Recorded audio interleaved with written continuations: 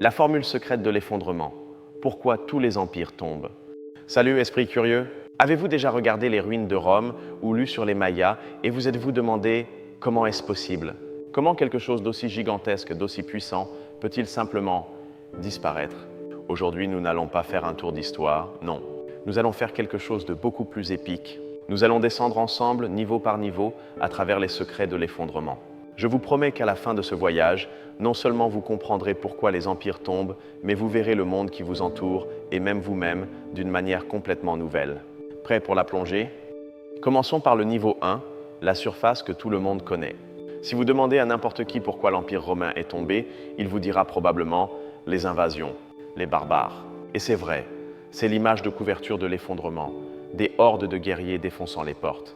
C'est l'explication la plus simple et visuelle. Un ennemi extérieur arrive et détruit ce qui existe.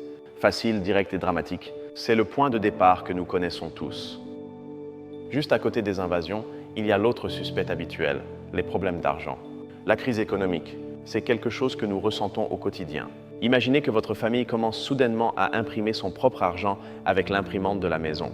Au début, génial, ils sont riches, mais quand ils vont au magasin, le commerçant s'en rend compte et dit « cela ne vaut rien ». C'est l'inflation, en essence. Les empires faisaient quelque chose de similaire, en réduisant la quantité d'or ou d'argent dans leur monnaie. Les gens perdaient confiance en l'argent, et tout le système économique commençait à trembler comme un château de cartes. Maintenant, un troisième classique, les luttes internes, les guerres civiles, l'empire pourri de l'intérieur. Ce n'est rien de nouveau, c'est presque une histoire d'origine de l'humanité. Pensez à n'importe quel groupe d'amis. Si des jalousies commencent à apparaître, que des factions se forment et qu'ils se disputent pour savoir qui est le chef, le groupe se brise. Maintenant, imaginez cela mais avec des armées, des sénateurs ambitieux et des prétendants à l'empereur. C'est la même dynamique humaine, celle du « nous contre eux », mais au lieu de ne plus se parler, ils se poignardent au Sénat ou s'affrontent lors de batailles rangées. Et le dernier élément de base de ce niveau, grandir trop. La surexpansion, un empire devient tellement mais tellement grand qu'il ne peut plus se contrôler. Les nouvelles mettent des mois à arriver d'un bout à l'autre, les ordres ne sont pas exécutés et défendre des frontières aussi longues est un cauchemar impossible. C'est une idée que l'on voit partout, des entreprises qui font faillite parce qu'elles ont grandi trop vite aux youtubeurs qui s'épuisent à vouloir trop couvrir. Mais pourquoi partons-nous toujours du principe que grandir sans cesse est le seul objectif? Pourquoi personne ne dit « ça suffit, c'est assez ». Voilà donc, invasion, crises économiques, guerre civile et croissance jusqu'à l'éclatement. C'est le niveau 1, l'explication que l'on vous donnerait à l'école, la pointe de l'iceberg qui flotte à la vue de tous. Ce sont les causes que nous voyons dans les films et les documentaires. Mais sincèrement, ce sont les parties les moins intéressantes de l'histoire. Mais si c'est ce que nous voyons en surface, quels sont les moteurs secrets qui le meuvent en dessous? Quelles sont les vraies raisons pour lesquelles ces invasions ont réussi ou ces économies se sont effondrées? Il est temps de plonger. Bienvenue au niveau 2. Niveau 2, les mécanismes cachés. Souvenez-vous que nous parlions des invasions. La première révélation est la suivante. Les barbares n'étaient pas soudainement plus forts. L'Empire était devenu incroyablement fragile. Imaginez un boxeur champion. À son apogée, il peut encaisser n'importe quel coup. Mais s'il a arrêté de s'entraîner, mange mal et est malade, un seul coup de poing qu'il aurait ignoré auparavant peut maintenant le mettre KO. Les empires ne tombent pas à cause de la force du coup final, mais à cause de la faiblesse interne qu'ils ont accumulée pendant des décennies. Derrière la surexpansion se trouve une règle invisible de la vie, la loi des rendements décroissants. Qu'est-ce que c'est? Pensez à étudier pour un examen. La première heure d'étude est super utile, vous apprenez beaucoup. La 5e heure, vous êtes déjà fatigué et il ne vous reste presque rien. La 10e heure, vous êtes tellement épuisé que vous oubliez même ce que vous avez appris au début. Étudier plus vous rend pire. Les empires fonctionnent de la même manière. Conquérir le premier territoire est très rentable. Mais conquérir cette province lointaine et désertique coûte une fortune en soldats et en logistique et vous rapporte à peine des bénéfices. Continuer à s'étendre devient contre-productif.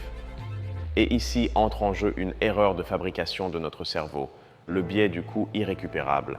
C'est cette petite voix qui vous dit « J'ai déjà tant investi là-dedans, je ne peux pas abandonner maintenant ». C'est pourquoi vous finissez ce très mauvais film que vous regardez depuis 1 heure.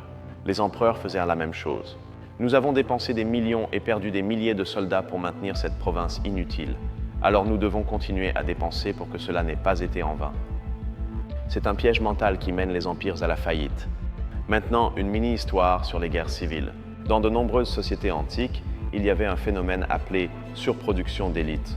Imaginez que dans un pays, il y ait 100 postes de pouvoir, gouverneur, général, etc. mais que les familles riches et puissantes éduquent 1000 enfants pour qu'ils occupent ces postes. Vous avez 900 jeunes ambitieux, intelligents et frustrés sans rien à faire. Que font-ils? Ils commencent à conspirer, à créer des factions et à se battre entre eux pour une part du gâteau. Ce n'est pas que les gens étaient plus traîtres, c'est que le système lui-même créait trop de concurrents pour très peu de récompenses. Et tout cela, toute cette complexité croissante, en réalité, cela naît pour résoudre un besoin humain fondamental, la sécurité et l'ordre. Pourquoi crée-t-on une armée géante, une bureaucratie avec des milliers de fonctionnaires et un système de loi très compliqué? Pour gérer une population énorme et éviter que le chaos ne règne. Le problème est que la solution, cette complexité, se transforme avec le temps en une bête qui a besoin de plus en plus de nourriture, impôts, ressources, jusqu'à ce qu'elle dévore son propre créateur. Et le dernier rouage caché, le stress environnemental. Sécheresse, fléaux, changement climatique. Avant, nous pensions que ce n'était que de la malchance, mais maintenant, nous le voyons différemment. Un empire sain et robuste peut surmonter une mauvaise récolte, mais un empire déjà affaibli par les rendements décroissants, piégé par ses biais cognitifs et avec les élites qui se disputent, une sécheresse n'est pas juste une sécheresse, c'est la poussée finale qui le jette dans le précipice. Cela change complètement l'idée que les envahisseurs ou l'économie étaient la seule cause. Alors, vous voyez maintenant, n'est-ce pas, sous les causes simples, il y a un système d'engrenage, fragilité, rendement décroissant, nos propres défaillances mentales, la concurrence interne et les chocs externes. Comprendre ces mécanismes ne nous rend pas seulement plus intelligents en histoire, cela nous donne le pouvoir de voir ces mêmes schémas fonctionner aujourd'hui dans les pays, dans les entreprises et même dans nos propres vies. Mais si vous pensiez que tout était clair, avec notre petite carte des engrenages et des causes, préparez-vous, car c'est ici que l'histoire devient un véritable chaos. Bienvenue au niveau 3. Niveau 3, le chaos de la réalité. Première grande controverse, les empires s'effondrent-ils vraiment? On dirait qu'un jour tout fonctionne et le lendemain tout est ruine et cannibalisme. Un groupe d'historiens dit oui, que ce fut un événement rapide et catastrophique. Mais un autre groupe, de plus en plus fort, dit non, que ce fut une transformation, que les gens en l'an 500 après.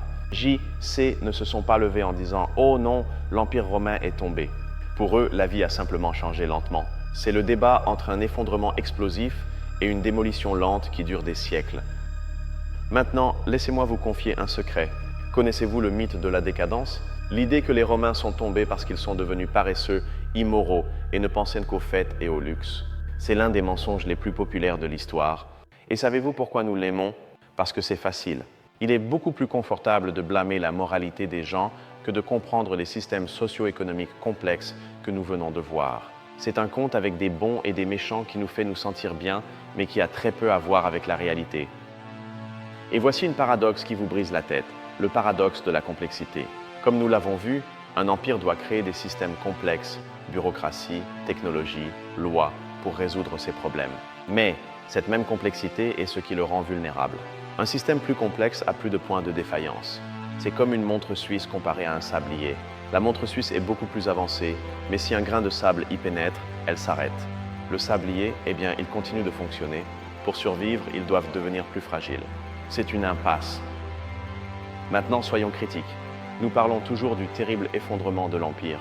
Mais terrible pour qui? Pour le sénateur qui vivait dans une villa de luxe, c'est sûr. Mais, et pour le paysan qui était exploité par des impôts écrasants? Ou pour le peuple qui avait été conquis par la force? Peut-être pour eux, la fin de l'Empire n'a pas été un effondrement, mais une libération.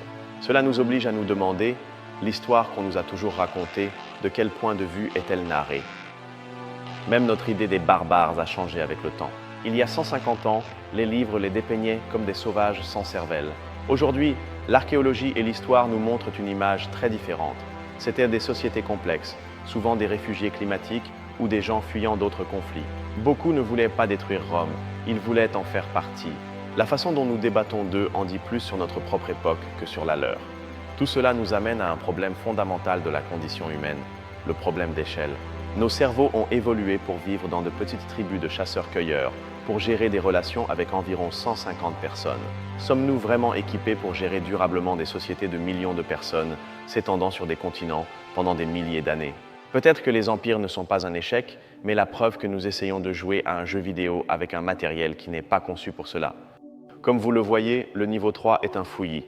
La réalité n'est pas une formule mathématique. Elle est pleine de débats houleux, de paradoxes inconfortables et de questions éthiques qui n'ont pas de réponse facile. Quiconque vous dit avoir la seule réponse à la question de savoir pourquoi les empires tombent essaie probablement de vous vendre quelque chose. Très bien, vous avez survécu au chaos, vous avez vu que l'histoire n'est pas une ligne droite mais un réseau enchevêtré. Il est maintenant temps de voir les détails qui séparent les curieux des vrais connaisseurs.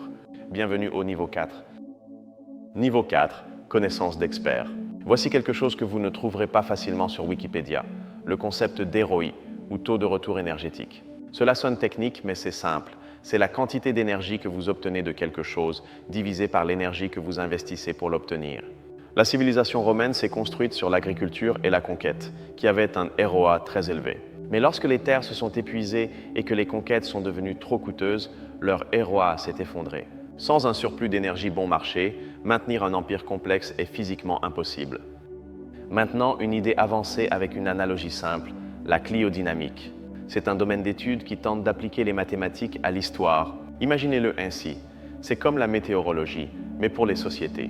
Les météorologues prennent des données, température, pression, humidité, pour prédire s'il va pleuvoir. Les cliodynamiciens prennent des données historiques, inégalité de richesse, nombre d'élites, instabilité politique, pour trouver des cycles et prédire des tempêtes sociales comme une guerre civile des décennies à l'avance. Et dans ce monde d'idées, il y a des héros secrets. L'un d'eux est Joseph Tenter. À la fin des années 80, alors que tout le monde s'en tenait aux histoires de barbares et de décadence, il a écrit un livre révolutionnaire où il a proposé que l'effondrement était une réponse économique au rendement décroissant de la complexité. C'est lui qui a dit « Attendez, et si l'effondrement n'était pas un accident, mais une stratégie rationnelle pour économiser de l'énergie ?» Il a changé les règles du jeu pour toujours.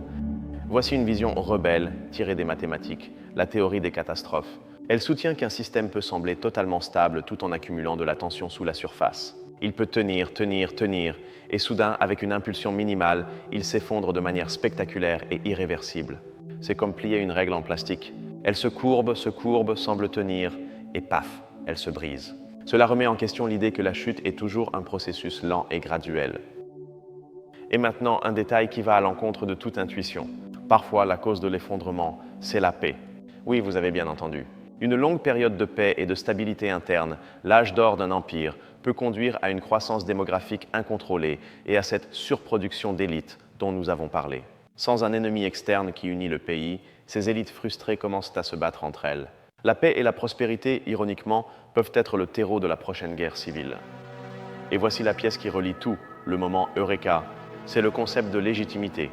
La légitimité n'est pas une loi, c'est un sentiment. C'est la croyance partagée par la majorité des gens que leurs gouvernants ont le droit de gouverner. C'est la colle invisible qui maintient l'Empire uni. Les crises économiques, les défaites militaires, les fléaux, la corruption des élites, tout cela ne détruit pas directement l'Empire. Ce qui détruit, c'est la légitimité. Et quand la colle se dissout, l'Empire s'effondre, quel que soit le nombre de soldats qu'il possède. Ce niveau de détail nous montre quelque chose d'incroyable. L'effondrement d'un empire n'est pas seulement un événement historique. C'est un problème de physique énergétique, de théorie des systèmes complexes, de psychologie des masses et de mathématiques.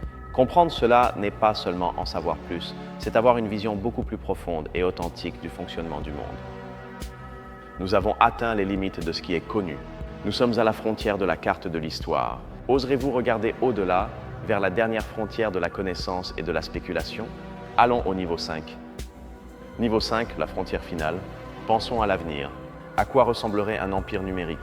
Peut-être une méga-corporation technologique qui contrôle l'information mondiale ou un réseau social qui définit la réalité pour des milliards de personnes. Comment s'effondrerait-il ? Non pas par des barbares, mais peut-être par une épidémie de désinformation virale, un piratage quantique qui détruirait sa légitimité, ou une intelligence artificielle qui déciderait qu'elle n'a plus besoin de ses créateurs. Et cela nous amène à la question la plus profonde à laquelle ni la science ni la philosophie ne peuvent répondre aujourd'hui. L'effondrement est-il une partie inévitable du cycle de vie de toute civilisation ? Est-ce comme vieillir ? Un processus naturel, une caractéristique intrinsèque de la croissance et de la complexité, et non une erreur que nous devrions résoudre ? Peut-être qu'essayer de créer un empire éternel, c'est comme essayer de créer un être humain immortel. Peut-être luttons-nous contre une loi fondamentale de l'univers. Maintenant, une idée qui pourrait vous époustoufler. Si vous considérez une civilisation comme un gigantesque système de traitement de l'information, comme une sorte de cerveau collectif, qu'est-ce que l'effondrement ? C'est une grande amnésie. Une perte massive d'information et de conscience collective. Les techniques de construction, la littérature, la philosophie sont perdues. L'effondrement n'est pas seulement un événement politique, c'est un événement cognitif à l'échelle d'une civilisation. C'est une société qui oublie qui elle est. Et c'est là que tout cela devient vital pour nous. Notre civilisation mondiale actuelle est confrontée à presque tous les schémas que nous avons vus. Rendement décroissant des ressources énergétiques, stress climatique, une complexité qui nous échappe et une polarisation politique brutale. Nous n'étudions pas l'histoire ancienne. Nous sommes peut-être en train de voir notre propre avenir dans un miroir. Comprendre ces schémas d'effondrement est notre seule chance peut-être d'être la première civilisation à briser le cycle. Et voici l'idée la plus provocatrice et radicale de toutes. Peut-être que l'objectif ne devrait pas être de construire une civilisation qui ne tombe jamais. Peut-être que c'est impossible. Peut-être que le véritable objectif d'une civilisation avancée et sage devrait être de concevoir un système qui puisse s'effondrer avec élégance, qui puisse s'écrouler sans tomber dans un âge sombre, en préservant les connaissances les plus importantes et en permettant une renaissance rapide et pacifique. Il ne s'agit pas d'éviter la chute, il s'agit d'apprendre à tomber et à se relever. Ouf, nous sommes de retour, de la surface à l'abîme et inversement. Le voyage à travers les 5 niveaux est terminé. Maintenant que vous avez toutes ces nouvelles lentilles, il est temps de regarder la situation dans son ensemble et de voir le chemin parcouru. Souvenez-vous comment nous avons commencé ce voyage. Avec une idée simple et familière, les empires tombent à cause des invasions barbares. Une image d'épée et de murailles. Et regardez où nous avons abouti. À contempler la possibilité que notre objectif le plus élevé en tant qu'espèce soit de concevoir des civilisations qui sachent s'effondrer avec grâce pour préserver la conscience humaine. Nous sommes passés de l'histoire des batailles à la physique de l'énergie, aux défaillances de notre esprit, aux paradoxes de la complexité et à la philosophie de l'avenir de l'humanité. Votre vision de l'effondrement n'est plus la même, elle s'est transformée. Et maintenant, je vous pose la question directement. De tous les schémas et de toutes les idées que nous avons explorées dans cette descente, quelle est celle qui vous a le plus frappé? Laquelle voyez-vous le plus reflétée dans le monde qui vous entoure aujourd'hui? Je veux vraiment lire vos réflexions. Laissez votre idée dans les commentaires. Ce fut un honneur absolu de faire ce voyage avec vous. Merci pour votre temps et votre curiosité. Et si vous voulez d'autres plongées profondes comme celle-ci, qui remettent en question votre vision du monde, vous savez quoi faire. Abonnez-vous et on se retrouve à la prochaine immersion.